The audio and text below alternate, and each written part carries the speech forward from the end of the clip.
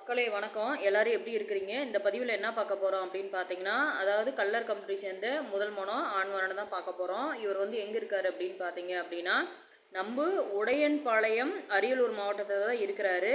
இவரோட பெயர் பார்த்தீங்க அப்படின்னா தர்மராஜ். இவர் அம்மா அப்பாலாம் இருக்கிறாங்கங்க. இவரோட டேட் ஆஃப் பர்த் அப்படின்னு பார்த்தீங்கன்னா 22ஆம் தேதி 1ஆவது மாதம் 1999 பிறந்திருக்கிறாரு. இவரோட நட்சத்திரம் அப்படின்னு பார்த்தீங்கன்னா சதயம். ராசி அப்படின்னு பார்த்தீங்க அப்படின்னா கும்பம். லக்னம் அப்படின்னு பார்த்தீங்கன்னா தனுசுங்க. இவரோட பணி அப்படின்னு பார்த்தீங்கன்னா கோயத்தில் ஓட்டுநராக இருக்கார், ஐடியில் இருக்கார். இவரோட மாத வருமானம் அப்படின்னு பார்த்தீங்கன்னா 90,000 வாங்கிட்டு இருக்காரு. ஸ்டார்டிங்கில் 90,000 வாங்கிட்டு இருந்தார். இப்போ ஆல்ரெடி பார்த்தீங்க அப்படின்னா 1 ரூபா வாங்கிட்டு இருப்பார். அதே மாதிரி பார்த்தீங்கன்னா கூட பிறந்தவங்க 2 பொண்ணுங்க, 2 பேத்துக்குமே கல்யாணம் ஆயிடுச்சுங்க. மூத்த சகோதரி 1, இளைய சகோதரி 1. திருமணம் ஆகாமல் இவர் தான் இருக்கிறாரு. அதாவது 2 பெண்கள், ஒரே ஒரு ஆண் தான். அவருக்கு தான் இப்போ வரன் பார்த்துட்டு இருக்கிறாங்க.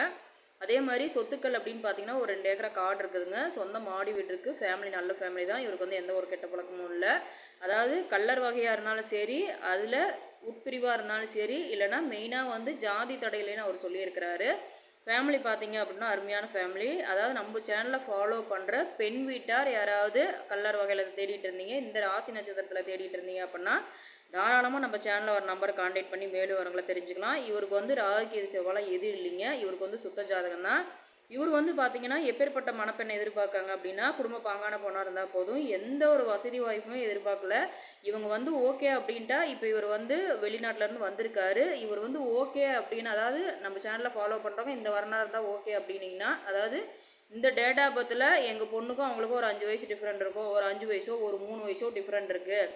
ஓகே அப்படின்னு நீங்கள் நம்ம சேனலில் பார்த்து நீங்கள் தகவல் கொடுத்துட்டீங்க, அந்த நம்பருக்கு தகவல் கொடுத்தீங்க அப்படின்னா உடனே ஆடி மாதம்லாம் பார்க்க மாட்டாங்க. முதல்ல வந்து மெயினாக வந்து பொண்ணை பார்த்துட்டு வந்துடுவாங்க.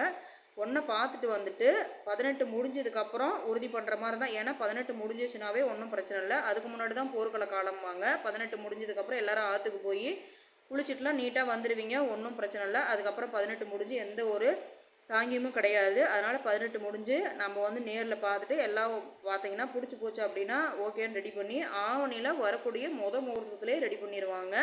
அந்தளவுக்கு மாப்பிள்ளை பார்த்தீங்க அப்படின்னா இப்போ வெளியூர்லேருந்து வந்திருக்கிறாரு. வந்து உடனே அதாவது எங்களுக்கு வந்து ஜாதி தடை இல்லை, எந்த பொண்ணாக இருந்தால் போலாம் ஓகே.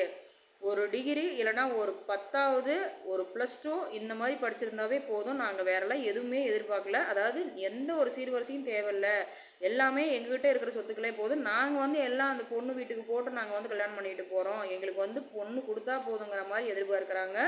அன்பான உறவுகளே இந்த வாய்ப்புகளை பயன்படுத்திக்கிங்க. அதாவது எத்தனையோ பேர் பார்த்தீங்க அப்படின்னா கல்யாணம் பண்ண முடியாமல் பேரண்டெல்லாம் வசதி குறைவாக இருப்பீங்க. அவங்களாம் தாராளமாக இந்த வரனை வந்து பயன்படுத்திக்கலாம். இந்த வாய்ப்பு கொடுத்த அன்பு உள்ளவங்களுக்கு நன்றி.